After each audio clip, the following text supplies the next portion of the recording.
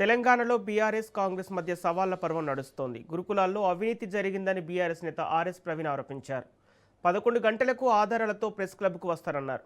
గురుకులాల్లో అవినీతి నిరూపిస్తే రాజీనామా చేస్తారని మంత్రి అడ్లూరి లక్ష్మణ్ అన్నారు.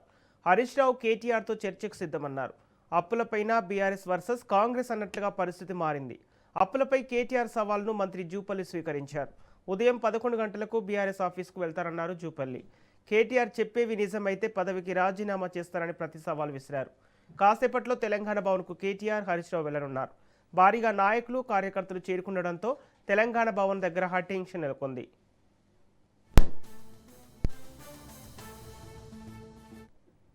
ఇదే అంశానికి సంబంధించి పూర్తి డీటెయిల్స్ మా ప్రతినిధి సైదులు అందిస్తారు. సైదులు, తెలంగాణలో బీఆర్ఎస్ మధ్య కాంగ్రెస్ మధ్య సవాళ్ల పర్వం నడుస్తుంది. అప్డేట్స్ ఏంటి?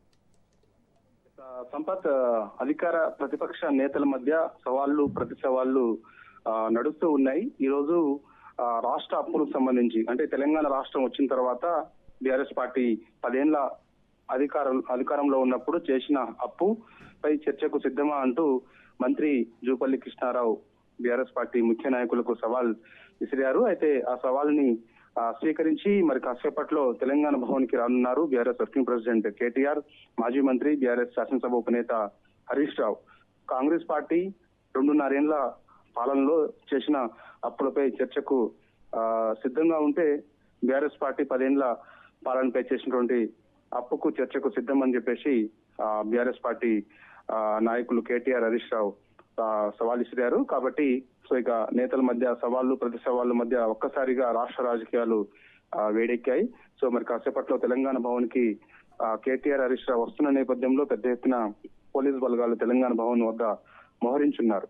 ఇక గురుకుల టెండర్స్ పై చర్చించేందుకు సిద్ధమా అంటూ కూడా బీఆర్ఎస్ నేత ఆర్ఎస్ ప్రవీణ్ కుమార్ మంత్రులకు సవాల్ ఇసిరారు.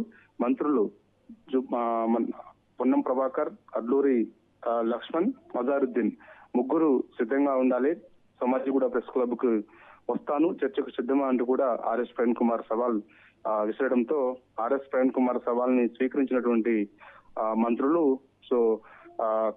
హరీష్ రావు వస్తే మేము చర్చకు సిద్ధం అని చెప్పేసి కూడా అన్నారు. ఇక హరీష్ రావు అమరవీరుల స్తూపం వద్దకు దమ్ముంటే రావాలి, అక్కడ గురుకుల టెండర్స్ లో కుంభకోణం జరిగింది అంటున్నారు. కాబట్టి ఎక్కడ కుంభకోణం జరిగిందో అనే విషయాన్ని అమరవీరుల స్తూపం వద్దనే చర్చిద్దామని చెప్పేసి కూడా మంత్రులు అంటున్నారు. కాబట్టి చూడాలి మరి ఒక్కసారిగా అధికార ప్రతిపక్ష నేతల మధ్య సవాళ్లు ప్రతి సవాళ్లతో రాజకీయం వేడెక్కడంతో సమాజిగూడ ప్రెస్ క్లబ్ వద్ద ఆర్ఎస్ ప్రవీణ్ కుమార్ అడికి వస్తారన్న నేపథ్యంలో పెద్ద ఎత్తున పోలీసు బలగాలు మోహరించాయి.